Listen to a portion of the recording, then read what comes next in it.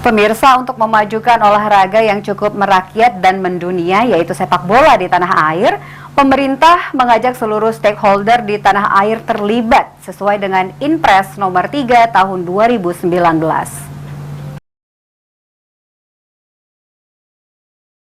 Menjadi salah satu olahraga yang cukup digemari di tanah air, pemerintah menginginkan agar sepak bola maju.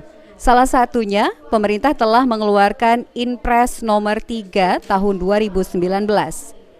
Untuk mendukung Inpres itu sendiri, pemerintah dalam hal ini Kemenpora mengajak seluruh stakeholder yang terlibat dalam sepak bola terlibat. Keterangan ini dikemukakan oleh Menpora Zainuddin Amali saat menghadiri kegiatan FGD sepak bola di Palembang.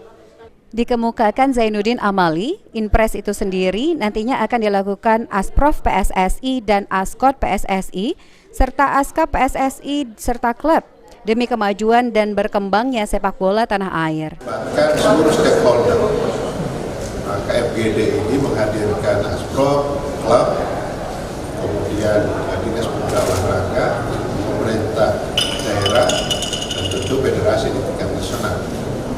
Agar nanti kalau sudah selesai Inpres ini dan nanti akan diterbitkan, tidak ada lagi yang mengatakan bahwa kami tidak diajak ngomong, kami tidak tahu, kami tidak bisa berkontribusi apa-apa.